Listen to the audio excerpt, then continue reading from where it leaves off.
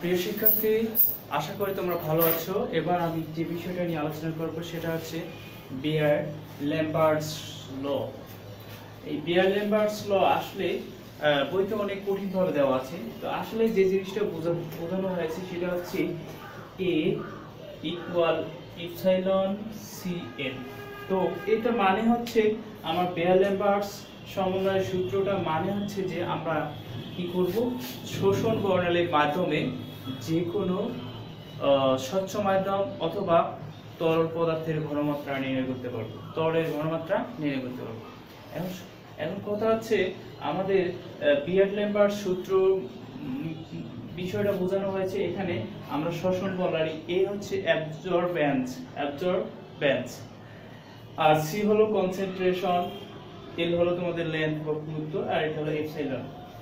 ওকে, এখন আমাদের দেখা যাচ্ছে যে বিয়ার-ল্যাম্বার্টস সমন্বয় সূত্রটার মাধ্যমে আমরা যে কোনো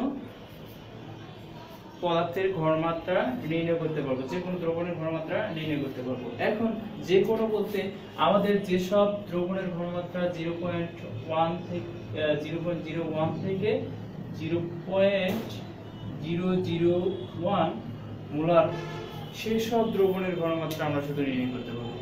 সুতরাং আমাদের বিষয়টা মনে রাখতে হবে যে লঘু দ্রবণের ঘনমাত্রা নির্ণয় করতে পারে কে? বিয়ার-ল্যাম্বার্টস ল। তো এখানে আমাদের এই বিয়ার একটা মতবাদ দিয়েছে এন্ড ল্যাম্বার্টস একটা মতবাদ দিয়েছে। সেই দুইটা মতবাদ পেলেই আমাদের হচ্ছে বিয়ার-ল্যাম্বার্টস ল।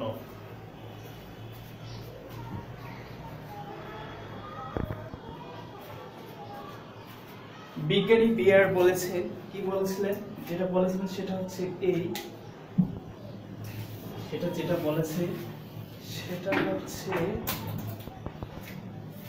আরেকটা কথা হচ্ছে আমাদের এই যে বিয়ার-ল্যাম্বার্ট সূত্র, মানে এটা কি কারণে এরা এই সূত্রটা প্রয়োগ করেছে, এটা কোন কোন কাজে আমরা প্রয়োগ করতে পারবো। তো বিয়ার-ল্যাম্বার্ট সূত্র আমরা যে দ্রবণের ঘনমাত্রা লঘু সেই দ্রবণের ঘনমাত্রা নির্ণয় করতে পারবো, অর্থাৎ আমরা পরমাণুর আকৃতি নির্ণয় করতে পারবো। তারপর আমরা জৈব যৌগের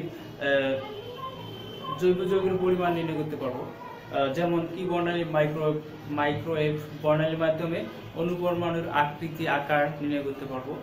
তারপর হচ্ছে তোমার জৈব যৌগের গঠন নির্ণয় করতে পারবো, সেটা হচ্ছে মাইক্রোওয়েভ বর্ণালী। অর্থাৎ বিভিন্ন বর্ণালীর মাধ্যমে আমরা ঘনমাত্রা নির্ণয় করতে পারবো। তো যে কোনো অজানা দ্রবণের ঘনমাত্রা থেকে ঘনমাত্রা নির্ণয় করতে পারবো বিয়ার-ল্যাম্বার্টস সূত্র থেকে। তো এখানে আমাদের বিজ্ঞানী বিয়ার বলেছিলেন, কি বলেছিলেন, যে এটা বলেছিলেন DI DC সমানুপাতিক হচ্ছে I।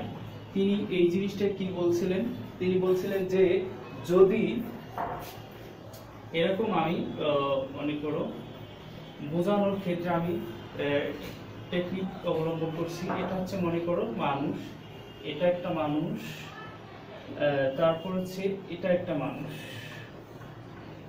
এটা একটা মানুষ, এটা একটা মানুষ।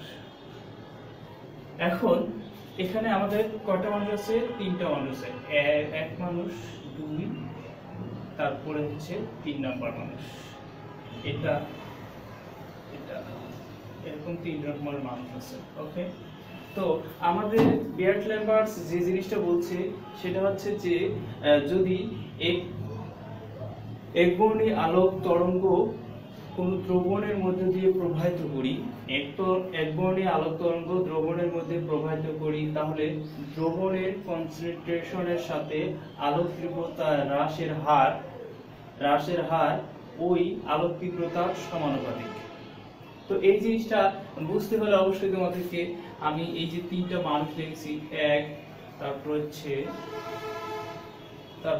2, তারপর হলো 3। এই 3টা মানুষের মধ্যে আমাদের দেখবো আমরা কোন মানুষটা বেশি মোটা, আমরা সেটাই দেখবো। যেমন মনে করো আমাদের এখানে খাবার আছে, এইখানে কিছু খাবার আছে, এই খাবারগুলো আমি এই 3 ধরনের মানুষকে খাবার দেবো এখান থেকে। এ একটু মোটা, তাহলে এ কি করবে, বেশি খাবার খাবে। এ একটু চিকন, এ তাহলে আর একটু কম খাবে। এ একটু চিকন, তাহলে এ আরো কম খাবে। তো বিষয়টা বোঝানো হচ্ছে এই যে যাদের ঘনমাত্রাটা বেশি হবে এখন আমাদের এখানে দেখা যাচ্ছে যে এই লোক কি খায় সে খাচ্ছে ফুড খাচ্ছে।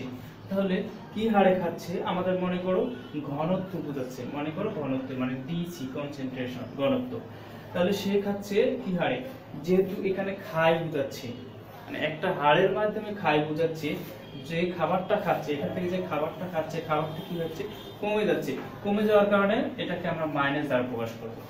তাহলে আমরা বলতে পারি যে মোটা মানুষটা বেশি মোটা হওয়ার কারণে সে কি খাচ্ছে, বেশি খাবার খাচ্ছে, এবং তার কি মানে তার পেটের তুলনা, পেটকে আমি সাধারণত কনসেন্ট্রেশন মানে আমি একটা ঘনত্ব বুঝাইছি, পেটের ঘনত্ব বিষয়ে বড় বিধায় সে বেশি খাবার খায়, এর পেটের ঘনত্ব কম বিধায় এই কম খায়, এর পেটের ঘনত্ব আরো কম বিধায় এ আরো কম খায়। তাহলে পেটের ঘনত্ব অনুযায়ী সে খাবার বেশি খাচ্ছে, তার মানে আমরা বলতে চাই যে ঘনমাত্রার সাথে ফুটের মানে ঘনত্বের সাথে বা মুটুত্বের সাথে, যেহেতু এটা মুটো মানুষ, তাহলে মুটো মানুষের সাথে ফুটের হ্রাসের হার যে খাবারটা খাইছে তার সমানুপাতিক, এটাই বলছে বিজ্ঞানী বিয়ার।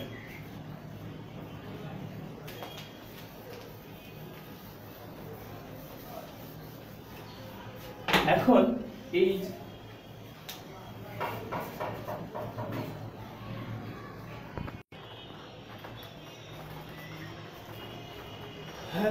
আমি এগুলোকে দেখা যাচ্ছে প্রথমে কি করছি, এখানে আমাদের সূত্রটা এখানে লিখছি বিয়ারের সূত্র, তারপর আমাকে এখানে সমান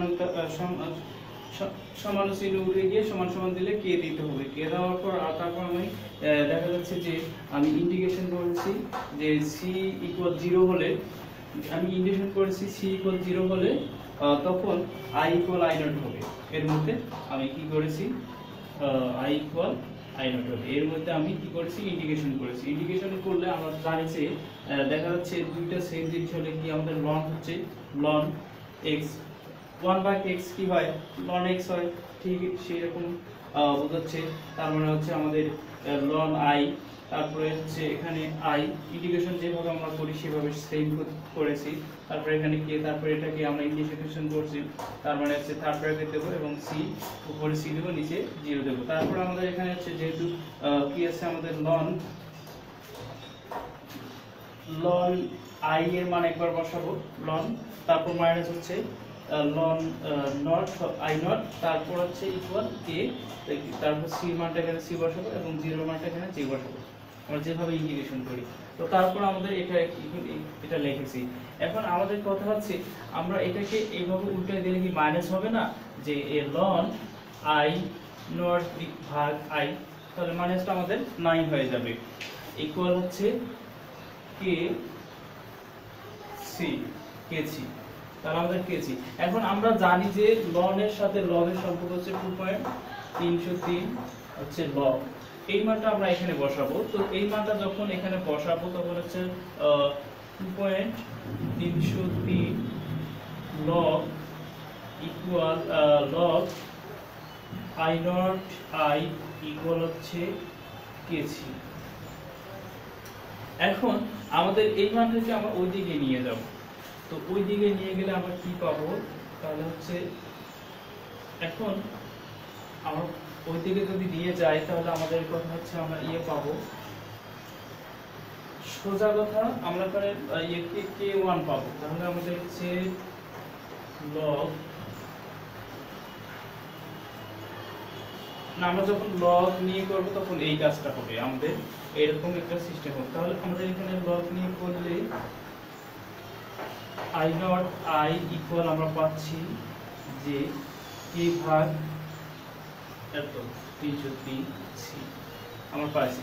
এখন আমরা এটাকে k1 ধরবো, কে ভাগ 303 এটাকে আমরা k1 ধরবো। তো k1 ধরলে আমরা log I naught I equal k1 C, আমরা যখন লন নিয়ে করব তখন আমাদের এটা কি হবে, লন হবে বা লন আই নট ভাগ আই ইকুয়াল k1 সি, আমাদের এটা হবে, এটা সমীকরণটা হবে। এখন আমাদের কথা হচ্ছে যে অ্যাবজর্ব্যান্স যেটা শোষণ সেটা আমরা জানি যে অ্যাবজর্ব্যান্স A ইকুয়াল হচ্ছে a ইকুয়াল হচ্ছে ln I নট ভাগ I। তো এই মানটা আমরা এখানে বসাবো। তারপর হচ্ছে আমরা এখানে বসালে a ইকুয়াল লিখতে পারি যে k1c। এটা আমাদের এক নং সমীকরণ। এখন ঠিক সেম এইভাবে আমাদের কার মান বের করতে হবে। ঠিক এইভাবে আমাদের ল্যাম্বার্টের সূত্রটা, আমরা ল্যাম্বার্টের সূত্রটা জানি যে এরকম সূত্রটা হচ্ছে di dl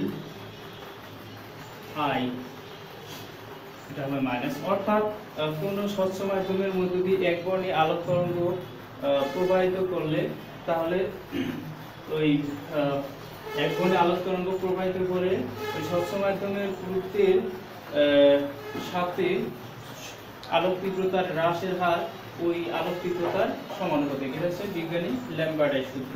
তো এটাকে আমরা যদি এরকম করে তাহলে আমরা এখানে একটা মান পাবো, সেটা হচ্ছে এই a ইকুয়াল পাবো, আমরা কি পাবো সেটা হচ্ছে যে a ইকুয়াল k2l পাবো। আমরা এটা পাবো কোথায় পাবো? ল্যাম্বার্টের সূত্র। তাহলে আমাদের এই 2 নং হবে এটা। তো আমরা দেখা যাচ্ছে 1 ও 2 নং কে কম্বাইন করব। 1 নং সমীকরণ এবং 2 নং সমীকরণ যদি কম্বাইন করি মানে একত্র করি তাহলে আমরা a ইকুয়াল পাবো যে k1 k2 cl, এরকম সমীকরণটা পাবো। আমরা জানি যে শোষণ গুণাঙ্ক এপসাইলন ইকুয়াল k1 k2। তো এই মানটা আমরা এখানে বসাবো। তাহলে a ইকুয়াল শোষণ গুণাঙ্ক তার cl। তো এটাই হচ্ছে বিয়ার্ড ল্যাম্বার্টের সমন্বয় সূত্র বা বিয়ার্ড ল্যাম্বার্টের কম্বাইন্ড সূত্র। এটাই হলো আমাদের প্রতিপাদন। এটার মধ্যে আমরা ঘনমাত্রা অজানা দ্রবণের ঘনমাত্রা নির্ণয় করতে পারবো। এখন কথা হচ্ছে এটার আমাদের কোন কোন ক্ষেত্রে আমাদের মানে ঘনমাত্রা নির্ণয় করতে পারবো না, মানে বিয়ার্ড ল্যাম্বার্ট সূত্র বিচ্যুতি করবে। এক নম্বর হচ্ছে যে বিয়ার্ড ল্যাম্বার্ট সূত্র যে স্থির তাপমাত্রায় করতে হবে। বিয়ার্ড ল্যাম্বার্ট সূত্রটার মাধ্যমে আমাদের স্থির তাপমাত্রা করতে হবে, কারণ ঘনমাত্রা স্থির তাপমাত্রা স্থির থাকবে। আর যদি স্থির তাপমাত্রা না হয় তার তাপমাত্রা যদি পরিবর্তন হয় তাহলে ঘনমাত্রা বা কনসেন্ট্রেশন পরিবর্তন হবে। আর ঘনমাত্রা থাকতে হবে 0.01 থেকে 0.001 পর্যন্ত। তারপর হচ্ছে আমাদের উচ্চ ঘনমাত্রায় করতে পারবো না, এটা লঘু ঘনমাত্রার মাধ্যমে বিয়ার্ড ল্যাম্বার্ট সূত্র করতে পারবো। কারণ যদি আমরা উচ্চ ঘনমাত্রায় করি তাহলে দেখা যাচ্ছে ঘনমাত্রা উচ্চ হলে আয়ন অণু পরমাণুগুলো কিভাবে যুগলায়ন হবে, হাইড্রোজেন বন্ধন হবে, বিদায় তাদের মধ্যে একটা আন্তঃক্রিয়া সম্পন্ন হবে। তার মানে আন্তঃক্রিয়া সম্পন্ন হলে অণু পরমাণুর সাথে আকর্ষণ বিকর্ষণ শুরু হবে। তার মানে এটা কি করবে? শোষণ বিকিরণকে প্রশমিত করে প্রভাবিত করে বিকিরণকে বিচ্যুতি ঘটাবে। তার মানে আমাদের কি হবে না, বিয়ার্ড ল্যাম্বার্ট সূত্র বিচ্যুতি ঘটবে। Thank you.